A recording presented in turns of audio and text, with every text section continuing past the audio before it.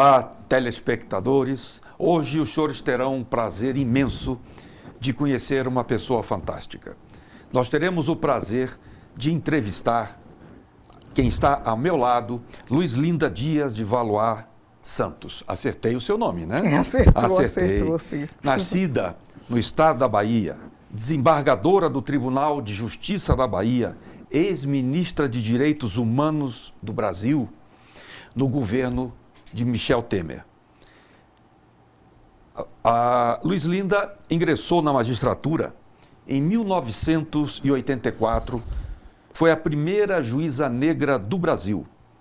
Foi procuradora-geral do Departamento Nacional de Estradas e Rodagem. Vocês se lembram do DNR?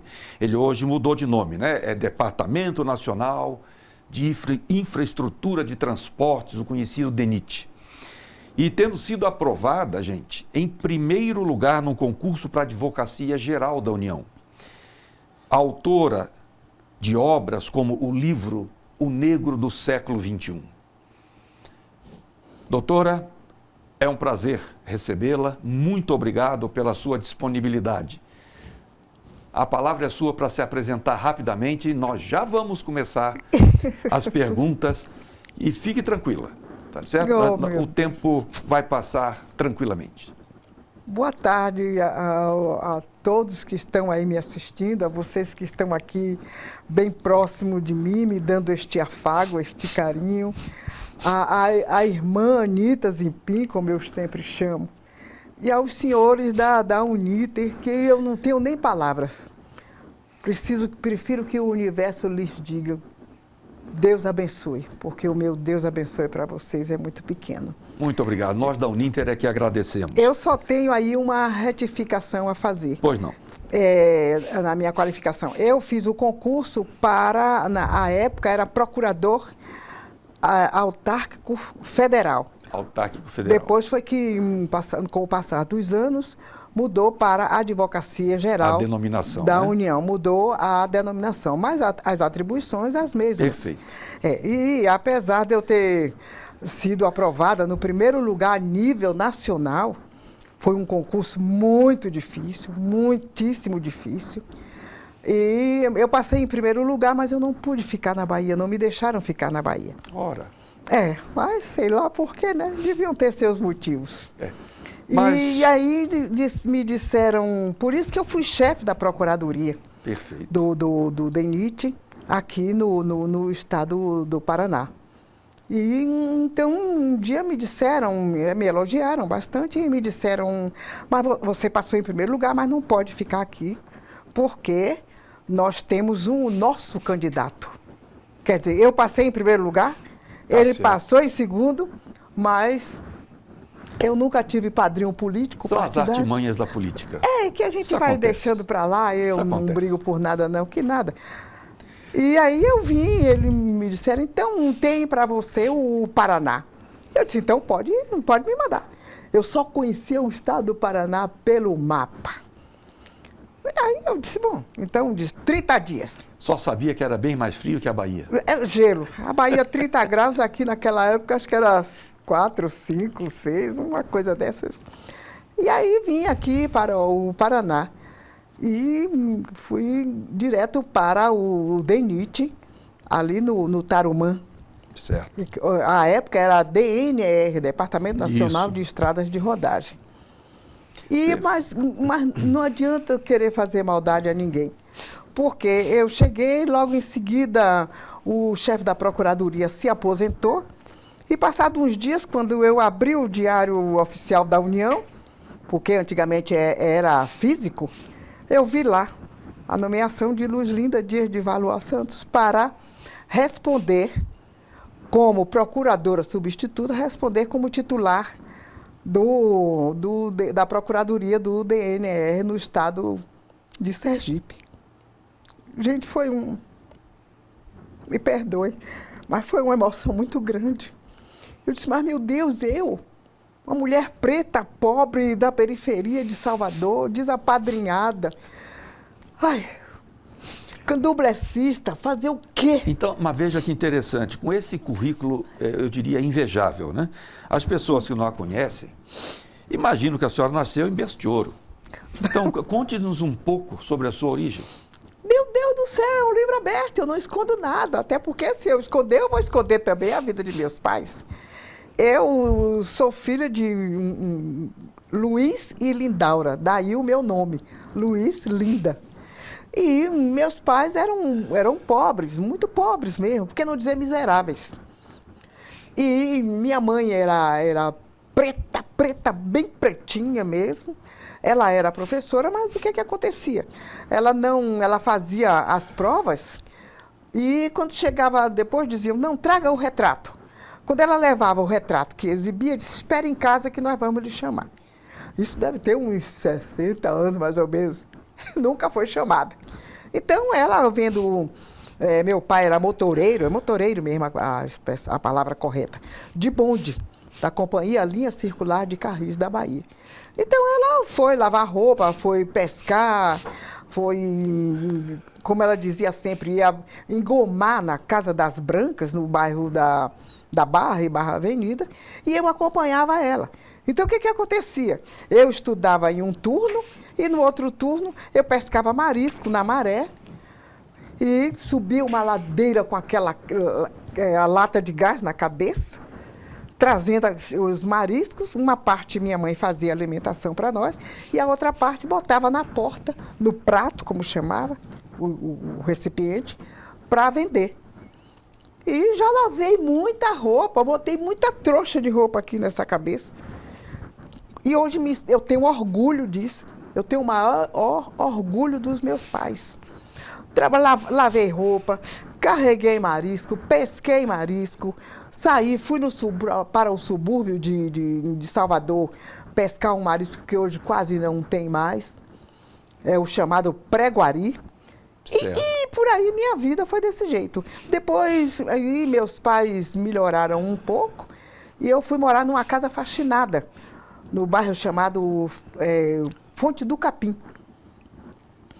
E a casa faxinada, eu vou explicar, porque quase ninguém sabe o que é a casa faxinada. A casa faxinada é aquela que é feita de parede de palha de coqueiro e o teto também de palha de coqueiro. Mas aí nós já estávamos ficando ricos. E passou. Depois meus pais compraram um terreno e fizeram uma casa de taipa. De taipa todo mundo deve saber, porque ainda hoje existe no Brasil e no mundo a casa de taipa. Agora, meus pais eram exigentes com a educação. Educação no sentido global. Educação doméstica, educação do respeito, educação da atenção, do caráter. E a educação que nós recebemos na escola. Porque a educação a gente recebe dentro de casa. Na escola a gente recebe os ensinamentos, os conhecimentos que os professores nos transmitem. Perfeito. E aí a vida foi seguindo. Mas, eu acho que eu já falei demais. Não, veja que quando nós buscamos na literatura dados que mostram a sua brilhante carreira, eu diria, nós nos deparamos que a senhora foi mais uma vítima do preconceito racial. E eu pergunto se foi isso que a motivou a buscar a área jurídica para construir a sua carreira, isso que a motivou a estudar direito? Eu tenho 99% de certeza que sim. Foi um fato que me marcou e até hoje eu não consigo me libertar dele. Acho que o senhor quer se referir às palavras do professor no colégio. Sim. Eu tinha apenas 9 anos de idade, era pequenininha, até hoje eu não sou muito alta. E ele pediu lá um material e meu pai comprou um material inferior. Filha de pobre, como é que ia comprar material esnobante? Não tinha. E aí ele chamou, número 23. Aí eu levantei-me e entreguei o material para ele. Ele olhou para mim assim, com aquela cara bem fechada. Ele disse, menina, mas não foi este o material que eu pedi? Eu disse, mas foi esse o material que meus pais puderam comprar. Ele aí virou assim, mais asperamente ainda, e disse, olha, se seus pais são tão pobres que não podem comprar o material para você estudar, pare de estudar e vá aprender a fazer feijoada na Casa da Branca, que você vai ser muito mais feliz. Gente, numa sala de não sei quantos mil alunos, eram só 2 meninas negras, eu e uma outra. E aí eu dei para chorar. Aí saí, chorei bastante. Mas eu sou muito impetuosa, sou muito ousada, decidida. Aí voltei e fui até ele. Eu disse, professor, eu não vou aprender a fazer feijoada na Casa da Branca, não. Eu vou estudar, vou ser juíza e volto aqui para lhe prender. E aí, olha, perna para que te tem. Acho que bateu o medo na hora, inclusive de meus pais, porque eu sabia que eles iam reclamar. E aí fui para casa. Cheguei em casa, meu pai disse assim, não é o horário de você chegar. Por que você chegou agora? Aí eu contei a ele disse, filho meu e filha minha não responde a professor. Professor é para ser respeitado. Professor é o segundo pai, professor é a segunda mãe. Aí chamou minha mãe e disse, veja aí como é que você vai punir a nossa filha. Aí minha mãe disse, você que vai tomar uma sova. Sova mesmo, ela disse, a expressão dela. Aí eu fiquei toda apertadinha, esperando como seria a sova. Ela disse, vá atrás da porta e lá tem uma palmatória e uma sola. Veja com o que você quer apanhar. Aí a cabeça girou, eu digo, meu Deus, qual é o que vai doer menos? Aí eu disse, eu quero apanhar com a sola. Ela disse, então pegue e me traga. Gente, mas tomei uma sova que só Deus sabe. Aí depois minha mãe disse, agora vamos tomar um banho de água e sal. Imagine, tomar aquelas lepadas toda do corpo, depois tomar um banho de água e sal para sarar. Meu Deus. É. E aí, passou tudo. Eu continuei estudando e a minha vida foi seguindo, né? Mas o direito foi a sua primeira caminhada no Não, estudo não, ou teve antes outra experiência? Eu sou professora também, professora, Eu fiz o curso de pedagogia, assim, rápido, porque eu tenho muito medo do amanhã, eu gosto de tudo hoje. O amanhã será outro dia. E aí eu fiz o PREMEM, era um plano de emergência do ensino médio. E aí eu fiz também e passei em primeiro lugar. Eu gosto do primeiro lugar, porque o primeiro lugar não se discute. Mas nem sempre é assim. E aí, há quem diga que o segundo lugar é, na verdade, o primeiro perdedor. É, né? Tá certo. Mas e aí perfeito. eu fui ensinar no colégio no município próximo, em Camaçari. Foi ensinar a criançada. A criançada. Ensino fundamental hoje. Fundamental. Né? Seria fundamental primário. hoje. Na época era o primário. Aí depois foi passando o tempo e aí acho que eu comecei a namorar e me casei, uma coisa assim. E eu entendi que eu tinha que evoluir, que aquilo ali não bastava para mim. Eu tinha que andar mais um pouco. Ainda tinha uma missão de voltar para aprender aquele...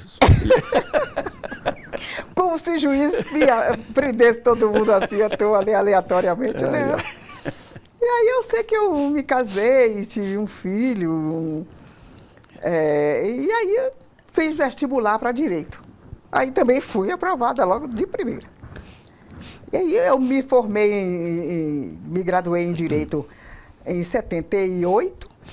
Em dezembro, quando foi em janeiro, abriram-se as inscrições para este concurso, para procurador autárquico federal. E foi aí que eu estudei bastante, muito mesmo, muito. Perfeito, porque pelo que eu vi na literatura, a senhora não só estudou bastante, como em 1984 se tornou juíza, sim, não é verdade? Sim. E eu vi também uma curiosidade, que a senhora adotou em suas audiências o uso de colares de candomblé. Conte-nos um pouquinho sobre isso. Ah, sim.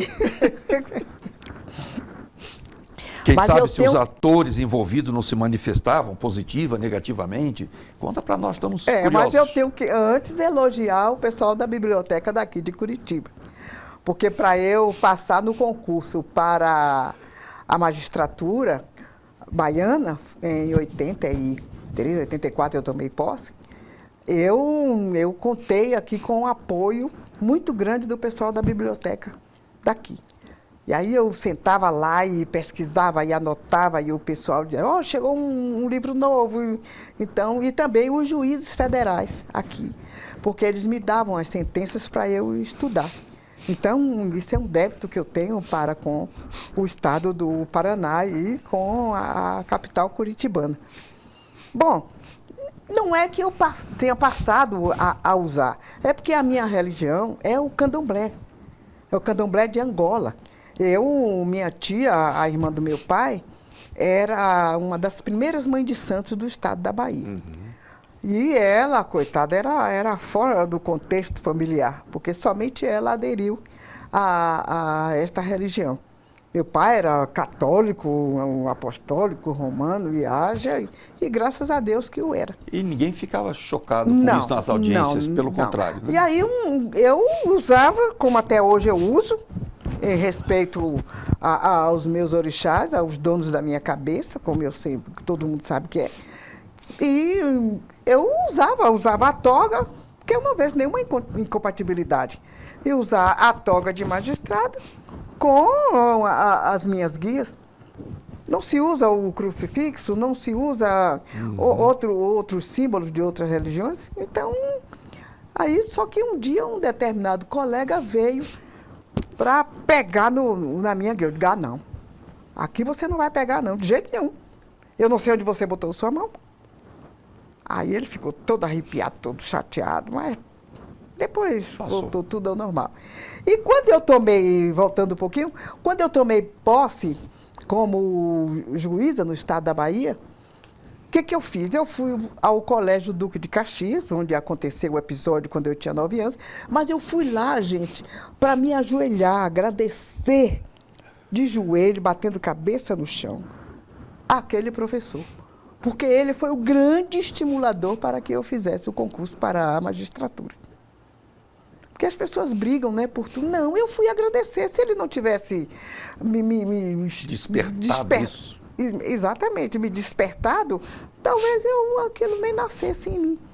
Mas quando eu cheguei lá, eu disse, não, eu quero falar com o professor X. Aí disse, o que a senhora quer, não sei o quê. Eu não disse quem eu era, nem nada, eu não...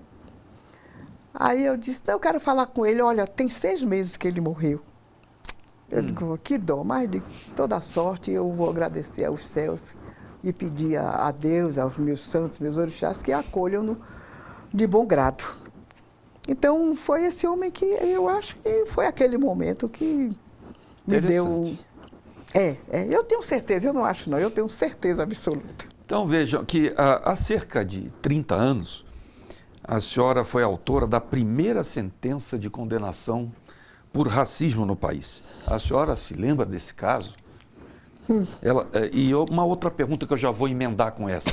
A senhora se acha ou se denominaria militante contra o racismo no país? Eu vou responder a última pergunta e depois eu falo sobre a sentença.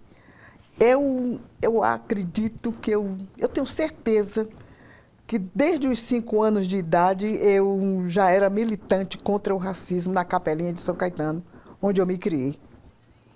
Que era um bairro eminentemente negro, e eu sempre estava à frente de buscar melhorias, escola e cesta básica, não sei se os senhores se lembram, daqueles alimentos para a paz. Sim.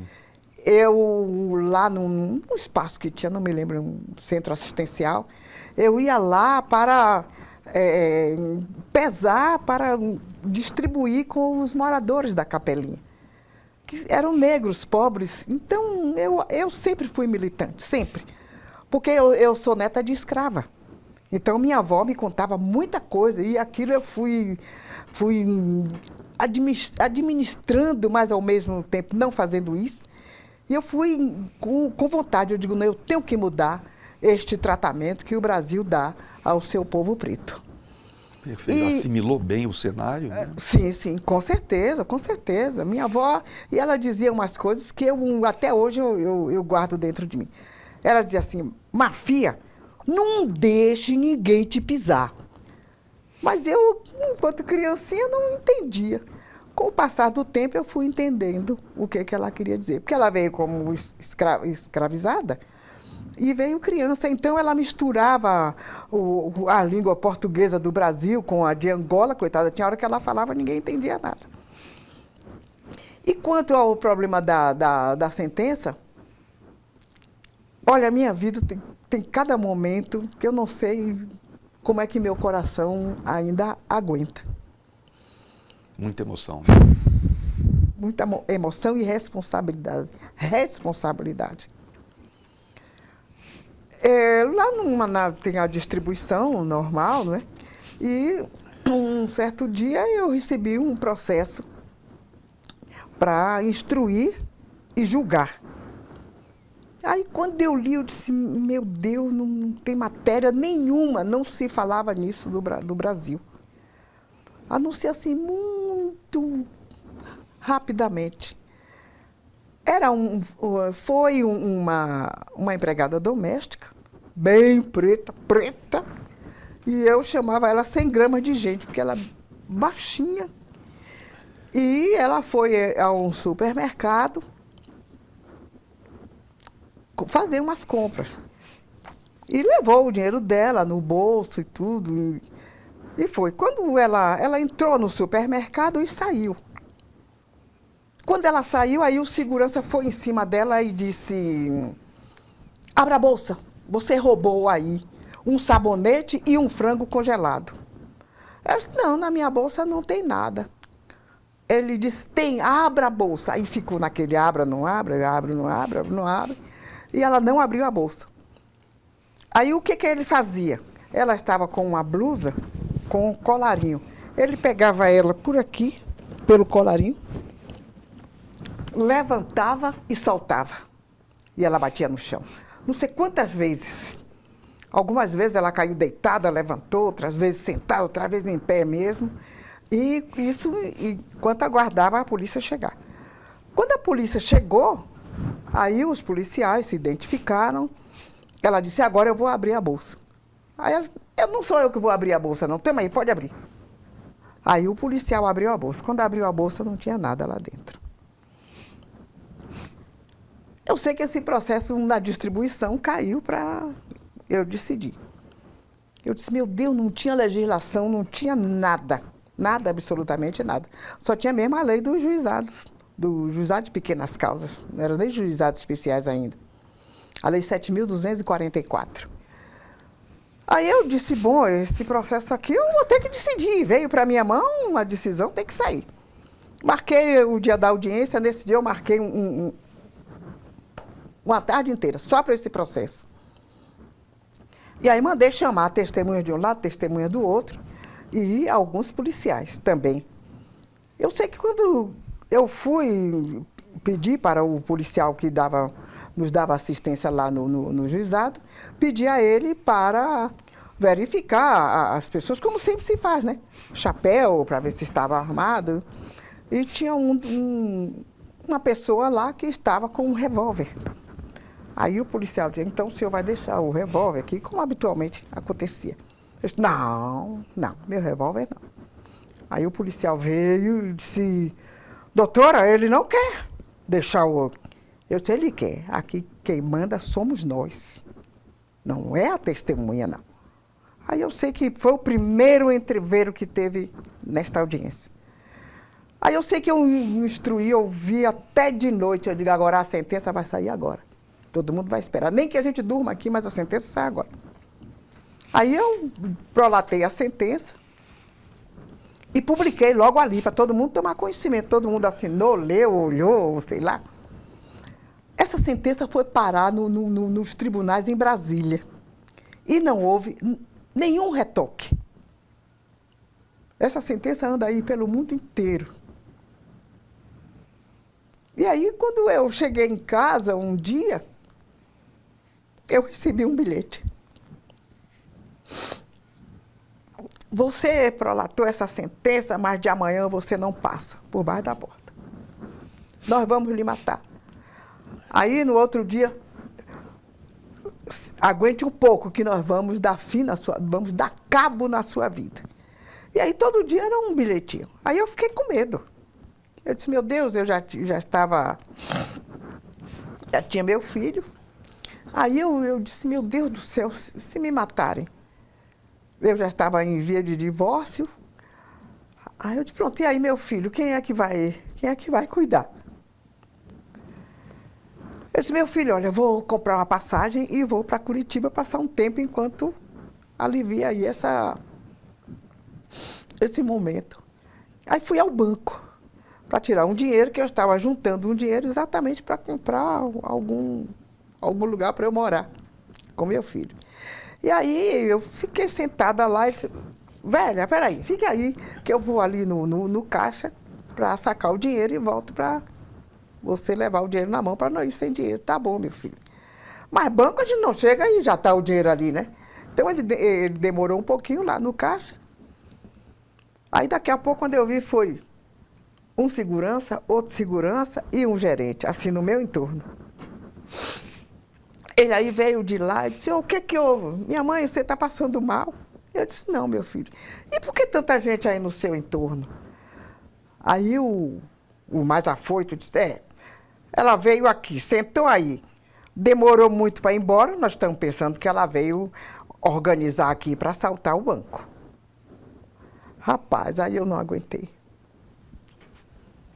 Eu disse, mas eu assaltar o banco? E neste dia tinha saído no jornal à tarde, exatamente a íntegra desta sentença que eu tinha dado há 3 dias anteriores. Uhum. Aí meu filho disse assim, olha aqui quem é esta mulher. Aí, foi aquele corre-corre, e não tiro, eu quero meu dinheiro todo. Eu não venho mais nunca aqui.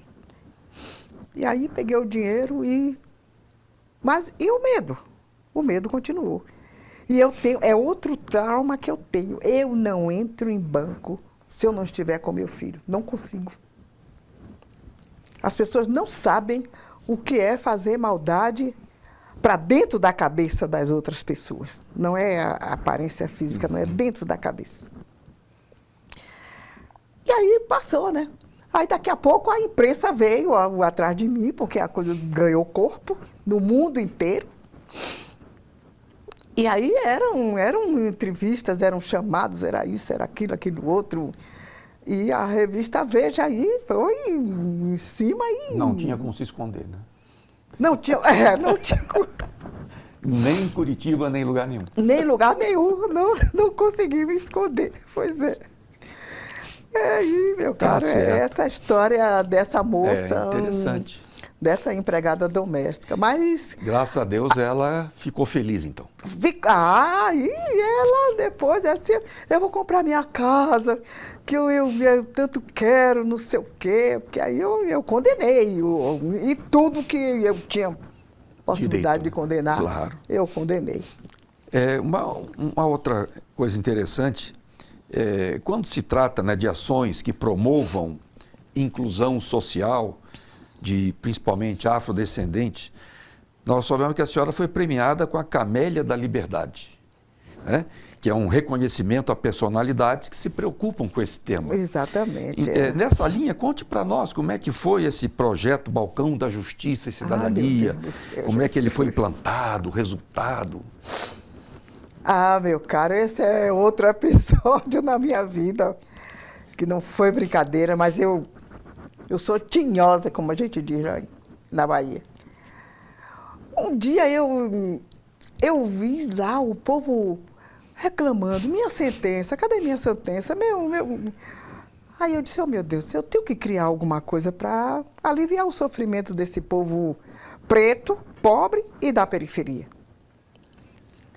Aí não sei como, eu me sentei lá, aí eu digo, não, peraí. Aí eu vi que na Austrália, as sentenças saíam no mesmo momento. O processo era julgado ali e o resultado, a sentença saía. Aí eu digo, eu vou fazer esse curso. Olha, catei todos os R$2 que eu tinha, paguei o curso, comprei passagem, hospedagem e fui. E fiz o curso. Quando eu voltei assim, expert. Eu digo, agora eu posso implantar alguma coisa para agilizar. E aí elaborei um projetozinho. E eu consegui implantar esses balcões de justiça e cidadania, juntamente com algumas faculdades. Isso foi na Bahia? Lá na Bahia, sim. E aí acelerou muito os processos, muito mesmo, porque era dos espaços fixos. Aí depois, um dia, eu tive uma ideia de lançar em um ônibus. A Justiça Célere em um ônibus. Ficou itinerante. Ficou itinerante, é. Mas não parei por aí, não. Aí eu fui a Brasília para arranjar eu não quero dinheiro, eu quero só o ônibus. O resto eu me viro. Aí me deram o ônibus. Quando o ônibus chegou lá, eu digo, não, meu Deus do céu, não é possível que Deus seja tão bom comigo. E aí tinha o restante, né? Computador e lá vai. Aí eu sei que eu consegui tudo. E fomos inaugurar este ônibus.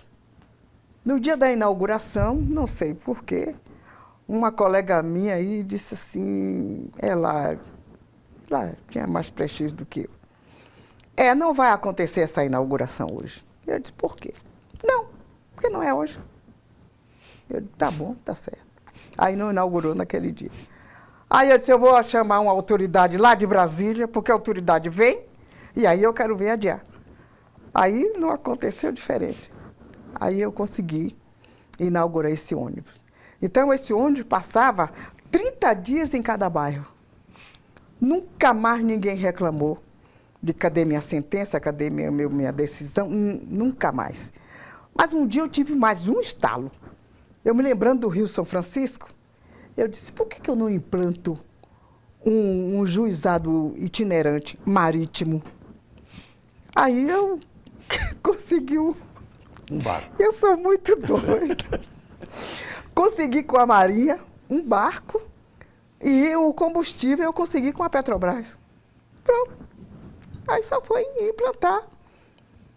Por quê? Porque naquelas ilhas da Baía de Todos os Santos, eu saía por lá para ver as necessidades do povo e eu notava que muita gente não tinha nem o registro de nascimento, porque tinha que se deslocar das ilhas para o centro de Salvador para poder fazer o registro de nascimento. Então, e nem todo mundo conseguia essa... E o custo? Né? E o custo? Por causa do custo. Do custo. O custo e, às vezes, desconhecimento, né? Então, ficavam homens e mulheres, casavam somente na igreja, porque não precisava o registro de nascimento. E aí eu criei esse juizado marítimo, que foi um grande marco na minha vida. Maravilha. E por falar em Brasília, eu vi que na sua caminhada houve também uma trilha na política, né, do país. No governo do nosso ex-presidente Michel Temer, a senhora foi indicada em junho de 2016 para ocupar a Secretaria da Promoção da Igualdade Racial, que era uma estrutura subordinada ao Ministério da Justiça, não é isso? Sim, sim. E logo em fevereiro do ano seguinte, a senhora foi anunciada ministra dos Direitos Humanos. E tomou posse já no dia seguinte, né? Foi rapidinho. Então, a senhora gosta das coisas ágeis, né? E naquele momento, né, não havia qualquer mulher negra nos ministérios. Então, eu lhe pergunto, essa sua passagem pelo Ministério, ela foi positiva para o Brasil no que se refere, por exemplo, a movimentos negros, movimentos feministas que demandavam por leis que diminuíssem essa desigualdade racial? Como é que a senhora viu essa sua passagem no Ministério? Olha, primeiro na CEPIR, a Secretaria de Promoção da Igualdade Racial. Ali eu trabalhei bastante. Inclusive foi, se não me falha a memória, foi naquele momento que eu criei uma comissão de verificação. Por quê? Porque aconteceu um concurso já com cotas, que as cotas, quem primeiro lançou na Bahia fui eu e mais 4 mulheres negras. Então, eu já conhecia mais ou menos como funcionavam as cotas. E teve um concurso em um determinado lugar. E aí o cidadão se pintou de negro e foi fazer o concurso aproveitando das cotas para negros. Mas ele esqueceu das mãos. Então, quando ele pôs as mãos em cima da mesa. Aí o pessoal disse, não. E aí? E aí houve essa confusão. Então, meu Deus, como é que eu vou resolver isso? Aí eu criei uma comissão de verificação para fazer uma avaliação mais criteriosa, mais demorada, para que realmente a lei fosse cumprida. Mas eu também não demorei muito na Secretaria da Promoção da Igualdade Racial. Tinham alguns processos também que estavam meio emperrados, porque, sei lá, mexia com pessoas ditas importantes, porque todos nós somos importantes. E aí eu consegui a federalização desses processos, eles passaram a ser julgados lá em Brasília, e o pessoal ficou assim, maravilhado, porque foi a morte de uns 5 ou 6 negros de uma só vez. E aí o processo começou a caminhar com a celeridade devida e necessária. Depois também, no meu gabinete, eu botei negro, branco, índio. Tinha até uma japonesa, que ela dizia, eita, doutora, eu sou japonegra, aqui junto com a senhora. Ela se dizia japonegra. E aí nós fomos andando. Um dia eu fui fazer uma palestra no Rio Grande do Sul, e quando eu cheguei lá, aí o ministro o ministro da Justiça me telefonou e disse, olha, onde a senhora está? Eu disse, estou aqui em tal lugar. Ele disse, amanhã de manhã o presidente quer falar com a senhora. Eu disse, mas minha passagem está para tarde. Ele disse, se vire e venha. Eu disse, meu Deus, como é que se vira? Aí eu comprei uma passagem do meu bolso e voltei, porque quando o chefe chama... Se virou. É para se virar. Aí eu comprei uma passagem do meu bolso, que eu tinha ido a serviço, mas comprei essa passagem do meu bolso, e quando deu 9 horas eu cheguei em Brasília. Tremia igual vara verde. Eu dizia, meu Deus, o que o presidente da República quer comigo? O que eu fiz? Aí olhava e me perguntava onde foi que eu errei, não fiz nada, meu Deus do céu, e pedia proteção. Aí eu fui direto do aeroporto para o Ministério da Justiça, conversar com o então ministro. Aí ele disse, vamos embora, já estou aqui pronto. Você já tomou café? Eu disse, não, senhor, vim direto do aeroporto. Vamos assim mesmo. Aí eu disse, então vamos. Quando chegamos lá, eu vou só demonstrar aos senhores. Estava o presidente Temer na porta, ele é muito elegante, muito cortês, já esperando. Aí ele disse, entra aí rapidinho, ministra. Opa. Imagine o susto, gente. Perdão. Aí eu disse, tá bom, entrei. Tinha uma cadeira assim do lado direito dele, ele puxou a cadeira, mandou eu me sentar, e do lado esquerdo, o ministro Alexandre. Aí ele disse, olha, a partir deste momento, a senhora é a ministra dos Direitos Humanos do Estado brasileiro. Ah, gente, por favor. O susto foi, eu não sei como o meu coração aguentou. Aí ele disse, a posse é amanhã. Eu disse, mas ministro, eu estou aqui sozinha, minha família, traga a sua família, mas vai ser amanhã. Aí eu liguei para Luiz Fausto, eu disse, meu filho, na minha posse como secretária, você não pôde vir. Ele disse, minha mãe, amanhã eu estou aí, madrugada. E aí ele foi, e hoje, na hora certa, quando foi de noite, já estava publicado lá no Diário Oficial. E de manhã cedo, já estava lá todos os paramentos. Gente do Brasil inteiro, meu Deus do céu, Jesus. A negritude toda lá. Feliz e batendo palmas, dizer, afinal. Hoje fica bom de contar, mas no momento não foi muito fácil. E aí eu tomei posse, ele disse, agora o mundo é da senhora.